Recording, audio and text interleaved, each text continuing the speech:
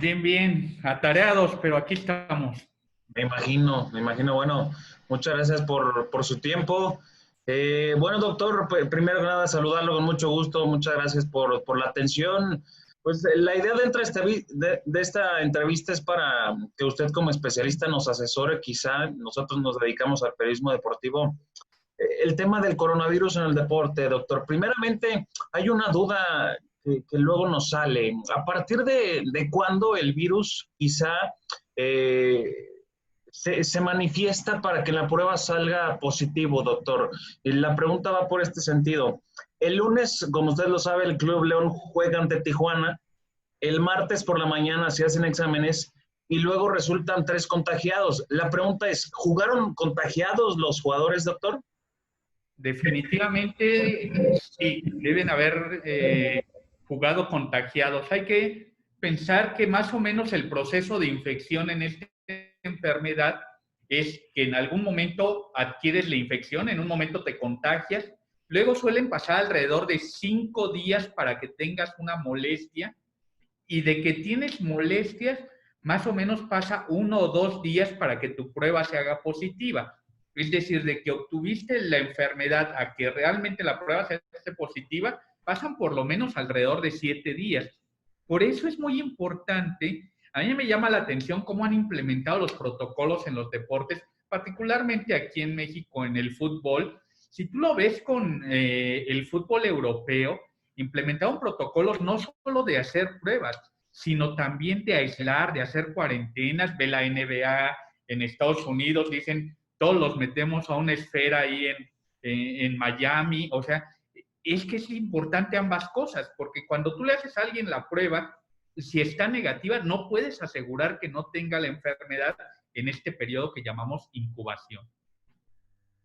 De acuerdo, doctor. En ese sentido, usted menciona un promedio de 7 días para que la prueba salga positiva.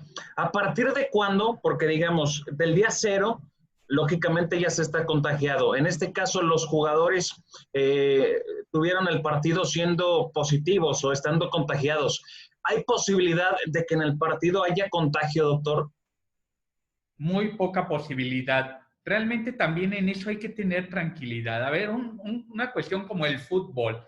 Es un deporte de contacto, pero en realidad se juega al aire libre, no estás pegado uno a otro. Ya hoy aprendimos que contagiarte de COVID requiere muchas cosas, requiere estar con una persona infectada, pero además requiere de tiempo y de distancia. Necesitas estar muy cerca y por un tiempo suficientemente prolongado. Y cuando digo un tiempo suficientemente prolongado es por lo menos más de 10 minutos. O sea, nadie en el fútbol se mantiene 10 minutos al lado del otro. Entonces, eso es algo muy importante y estando al aire libre hay poca probabilidad de contagios. Entonces, eso da tranquilidad en ese sentido, pero sí empieza a preocupar la cantidad de positivos que salen en cada jornada. Es definitivo que la gente no está siguiendo sus protocolos entre un partido y otro, ¿eh? Sí, definitivamente. Bueno, no sé si usted se haya enterado, en Mazatlán hay 38 de las categorías menores. Doctor, una pregunta que también tiene mucho la gente y que por eso recurrimos a usted. Luego hay quien ve el lado positivo de esto, ¿no?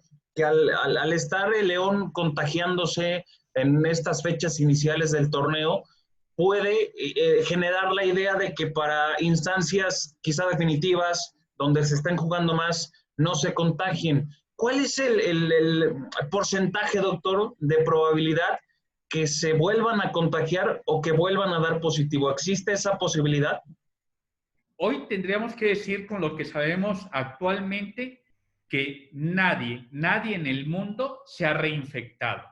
Y entonces yo sí diría que efectivamente, si ya se contagiaron varios, pues esos yo ya prácticamente los excluiría de que les va a pasar algo y van a estar listos para la liguilla y ya no van a salir con su gracia a la hora de la hora, pero definitivamente no es la manera de ir avanzando en esto. O sea, deberíamos evitar infectarnos, porque además estamos viendo casos, lo común, las personas jóvenes, sanas, que se enferman y les va muy bien, pero alguien se puede poner grave. Entonces no es cuestión de ya contagiémonos para no contagiarnos después. nadie asegura que todos les va a ir bien.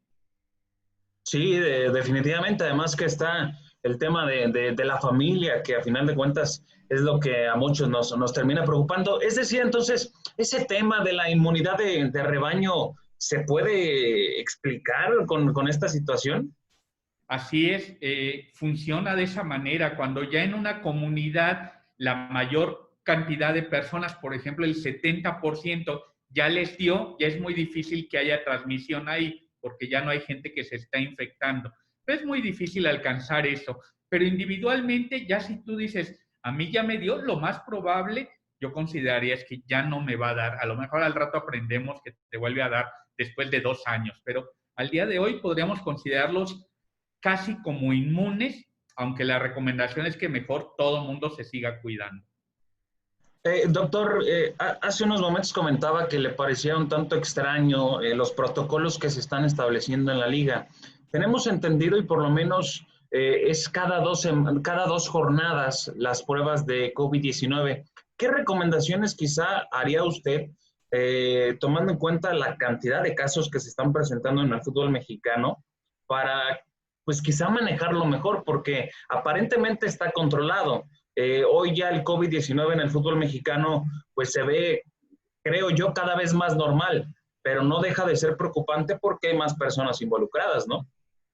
Definitivamente. Yo creo que más que estar haciendo cada 2 semanas, debería haber protocolos de que realmente se cuiden. O sea, yo creo que esta cantidad enorme que está saliendo de casos, porque es enorme, demuestra que están teniendo actividades, interacción con demasiadas personas. O sea, yo te puedo decir, yo como trabajador de la salud, en toda esta contingencia, he estado en el hospital, he visto pacientes con COVID, he atendido pacientes con COVID, no me he hecho una sola prueba. O sea, y ellos están haciendo pruebas, están saliendo positivos. Quiere decir que están teniendo actividades sin cuidados adecuados. Hay que hacer un llamado fuerte a que se protejan. Insisto, mientras sean casos leves, todo va a transcurrir bien, pero en una de estas nos llevamos una mala sorpresa con alguien que tenga una mala evolución. Así que hay que retomar esos cuidados, no necesariamente en la liga, sino entre las jornadas de los juegos.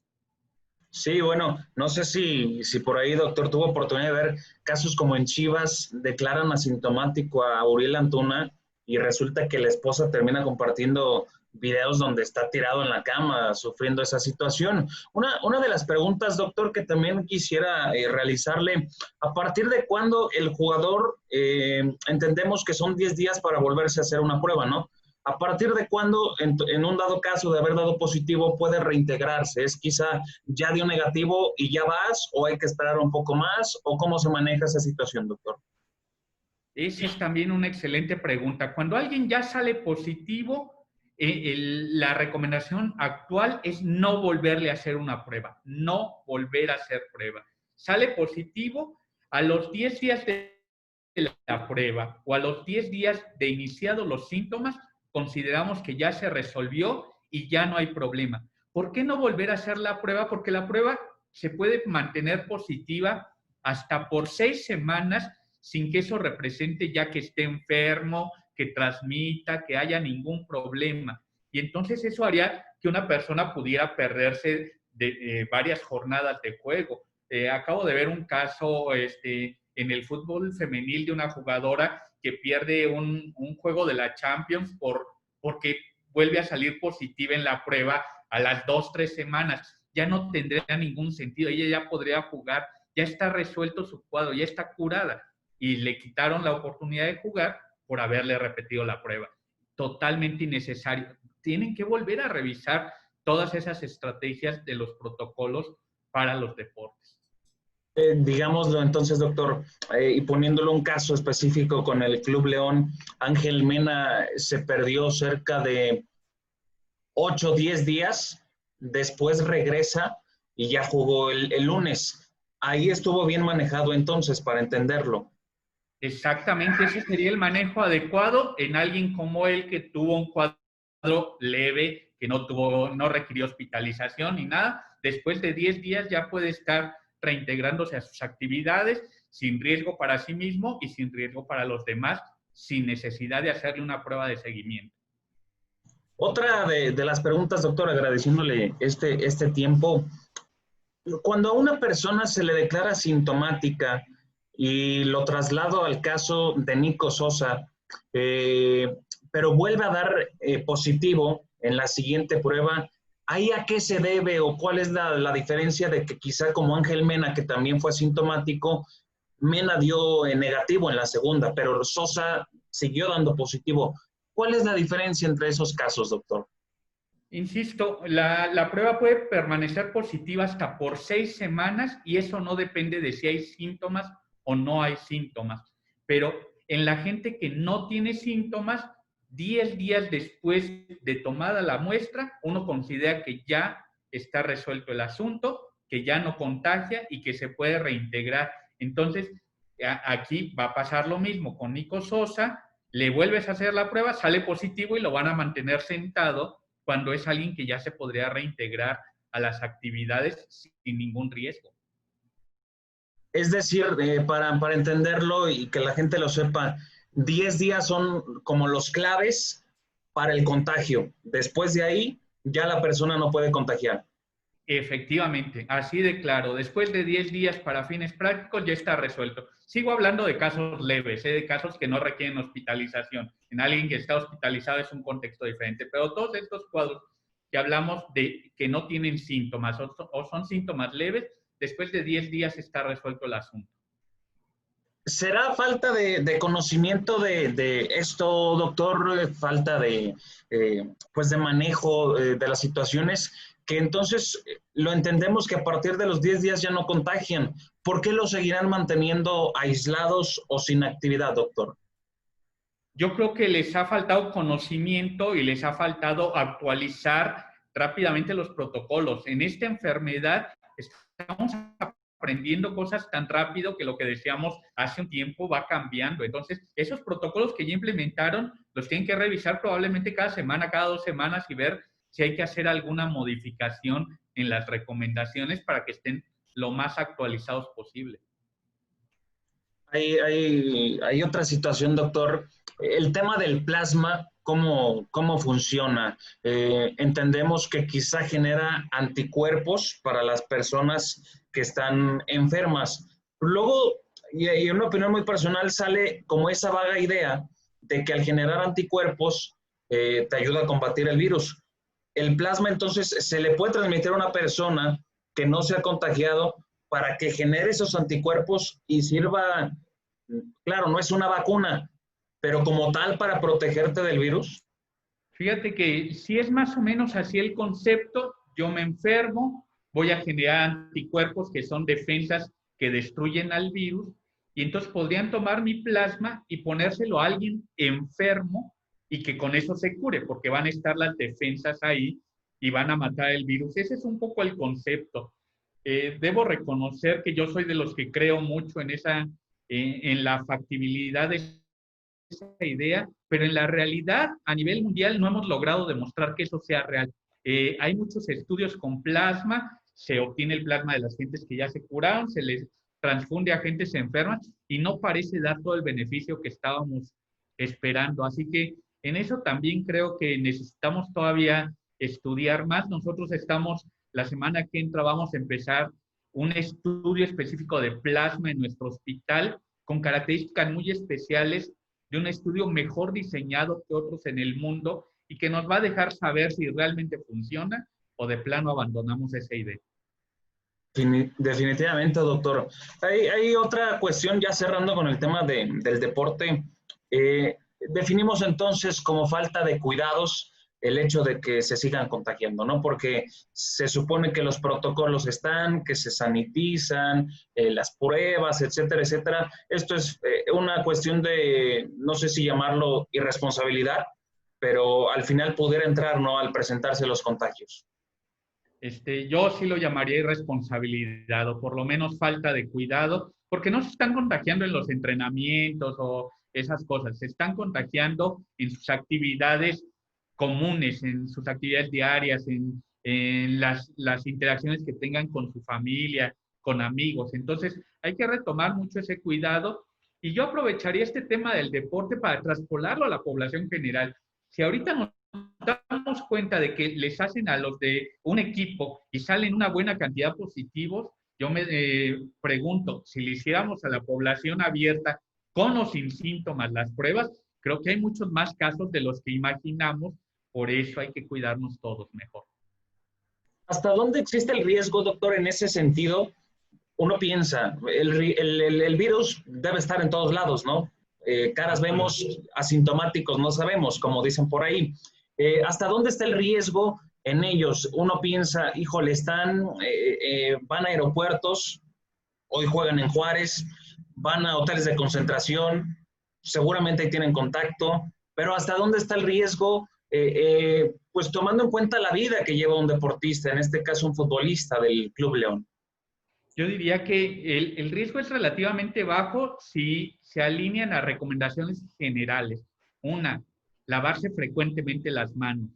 Dos, mantener distancia de la gente. O sea, no, ellos no son los que se suben diario a la oruga, entonces no deberían correr riesgos como esos, no deberían estar en lugares concurridos y poco ventilados. Y la última es usar todo el tiempo cubrebocas. Si hicieran esas 3 recomendaciones generales, podrían estar bien independientemente de que viajen, que no viajen, que estén en un hotel. Te subes un avión, subes todo el tiempo con el cubrebocas, no te tomas ni el agua que te den en el avión. O sea, tienes que estar todo el tiempo con el cubrebocas. Todo el mundo en el avión debería tener permanentemente el cubrebocas. Hay cosas como esas que ya hay que implementar como sentido común para toda la población y evidentemente en este caso para los deportistas. No sé, doctor, si la siguiente pregunta vaya a incitar también a que luego se relaje la gente, pero hay una cuestión. Se supone que entonces los jugadores van a los partidos sanos, es decir, sin el virus.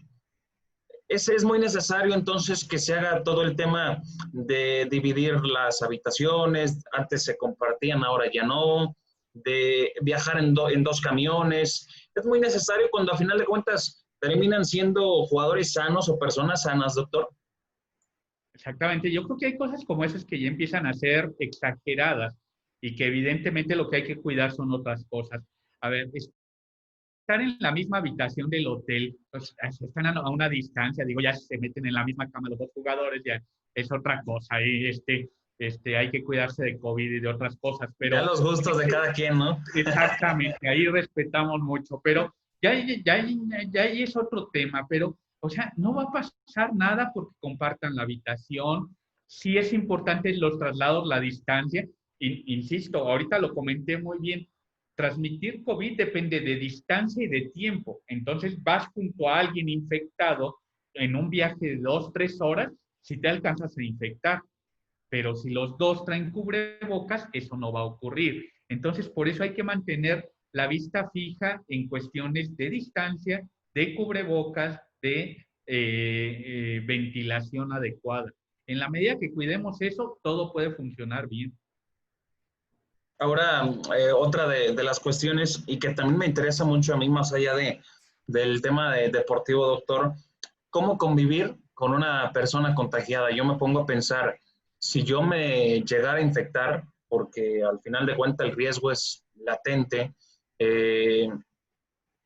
¿cómo convivir yo quizá con mi mamá que tengo aquí y que ya lógicamente tiene una edad?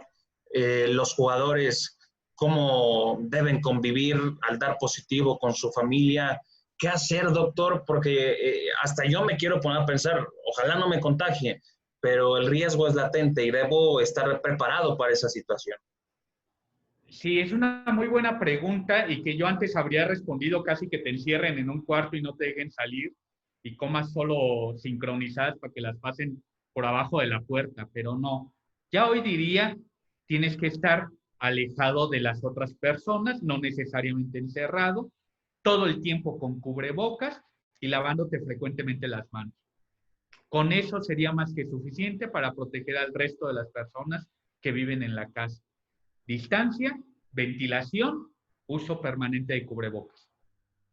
El tema, digamos, no sé, tenemos 2 baños, quizá el contagiado bañarse en uno y los demás en otro, los platos de la comida, yo me pongo a pensar que uno use unos, que los sanos usen otros, ¿cómo manejar todo eso, doctor? Porque luego sí genera esa duda, por lo menos en un servidor.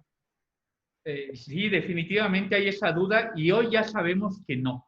Por ahí no va el asunto. El asunto del contacto, de las superficies, de que voy a dejar el virus aquí en la taza o en el lavamanos. No, eso es definitivamente muy poco eficiente. La transmisión es por las gotitas que llegan a una distancia de 1,5 metros, 2 metros, por eso la distancia es suficiente. Las gotitas más chiquitas llegan a mayor distancia y esas desaparecen con la ventilación y el uso de cubrebocas. Entonces, ventilación, distancia, cubrebocas. Lo demás es un poco irrelevante. Insisto, va cambiando el asunto. Antes se sugerían hasta tapetes sanitizantes y la gente tenía protocolos, había tutoriales de YouTube de cómo desnudarte en la calle antes de entrar a tu casa y que no te vean los vecinos. Y, o sea, había estrategias ahí tan complejas que son totalmente innecesarias. O sea, el contacto hoy día no es lo relevante. Cubrebocas, ventilación, distancia. Pareciera una pregunta simple, doctor, pero ¿qué vida tiene el cubrebocas? Yo me pongo a pensar, porque es la barrera para evitar el contagio, pero pues, ¿hasta cuándo hay que utilizarlo? ¿Cómo manejarlo? Digo, porque se supone que si tienes el virus ahí se va a quedar, ¿no? Y si alguien tiene el virus también ahí se va a quedar, pero por fuera. Hay que tirarlo cada cuándo, ¿cómo se recomienda? Porque yo creo que ahí también puede quedarse impregnado el virus, ¿no? Así es, depende del tipo, como el mío, que es un cubrebocas desechable, que consideramos desechable, y es un cubrebocas de 3 capas. Tiene una capa interna que es de un material que absorbe, entonces ahorita que yo estoy hablando, las gotitas de saliva que salen, ahí se van absorbiendo. Tiene una capa media que es un filtro y tiene esta capa azul externa que es impermeable, por si caen gotitas no traspasan. Este dura mientras no esté muy húmedo y en general consideramos que dura alrededor de 8 horas y se desecha. 8 horas de uso continuo. Pero esta misma conformación se puede lograr con cubrebocas reusables de tela y los de tela deberían tener igual 3 capas. Una capa interna más absorbente de algo como algodón, por ejemplo, una capa interna de filtro y una capa externa menos permeable como poliéster. Y ese puede durar todo el día, menos que esté muy húmedo y hay que lavarlo diariamente. Entonces depende de eso. Y ya aprovecharé para decir que ya te imaginarás que cosas como los de neopreno, entonces no cumplen con esto que te estoy diciendo. Absorbente, filtro e impermeabilidad. Entonces esos no son una buena idea. El coronavirus entra por los ojos, doctor. Uno se cuida demasiado, careta, lentes, luego hay quien te dice que no, solo el cubrebocas. Ese enigma se puede resolver, me imagino. Así es, entra por los ojos, nariz y boca. Entonces, ¿por qué uso cubrebocas para cubrirme la boca y la nariz, pero no uso ahorita una careta? Porque de eso me defiende la distancia. Lo que te puede caer en los ojos son las gotitas de alguien que te hable muy cerca o te tosa directamente en la cara. La nariz y la boca es diferente porque tú absorbes, inhalas y puedes jalar algo más que lo que te cae directamente. Por eso, si va a haber alguien muy cerca de otro, por ejemplo, yo si me tuviera que subir al transporte público, a la oruga, va lleno, yo iría con cubrebocas y con gogles, con careta, definitivamente. Pero donde puedo mantener distancia, el cubrebocas es más que suficiente. Viceversa, no puedes usar careta sin cubrebocas. O sea, puedes usar cubrebocas sin careta, pero no careta sin cubrebocas. El cubrebocas no tiene sustituto.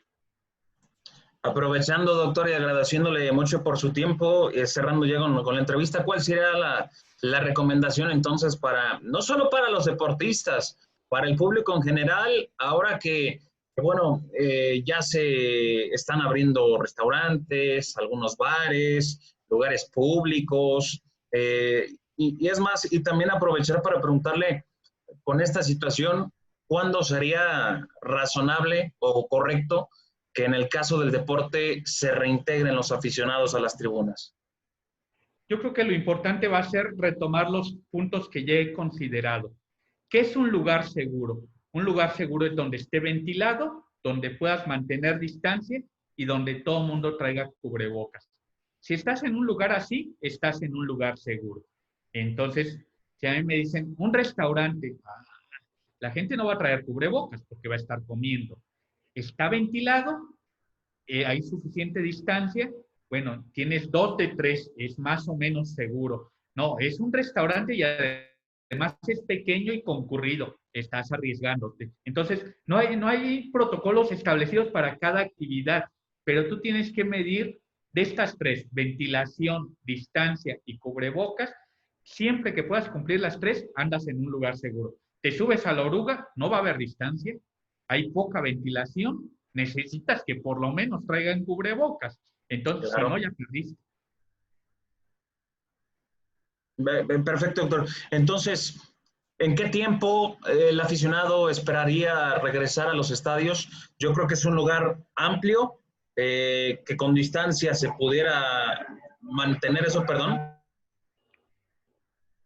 Sí, yo creo que ahí no va a ser muy rápido que se pueda regresar a los estadios, pero en efecto ayudaría que es un lugar donde está al aire libre, tendríamos que asegurar distancia y que la gente traiga cubrebocas. Ese sería el regreso que yo me imagino. Entonces, tendrías que mantener un estadio como el de fútbol que es abierto, la distancia adecuada entre las personas y todo el mundo con su cubrebocas y bajarlo solo para la chela del partido. 30-40% le calculamos, ¿no? De aforo. Sí, como si fuera un partido normal del Necaxa o algo así, con ese aforo más o menos. De las Chivas también las últimas temporadas, ¿no? Exactamente, de esos que no, nadie los ve. Sí. Doctor, le agradezco mucho esa recomendación, digo, ya cerrando con esto, a la gente, a cuidarnos, a seguir las medidas, que yo creo que las debe reforzar porque luego no les queda muy claro. Exactamente, con que se queden con eso todos. Ventilación, distancia, cubrebocas. Siempre que puedas cumplir las 3 vas a estar adecuadamente protegido. Y bueno, ahí estamos a la orden lo que se ofrezca. Doctor, le mando un gran abrazo, mucha salud y ojalá pronto nos podamos saludar. Hasta luego.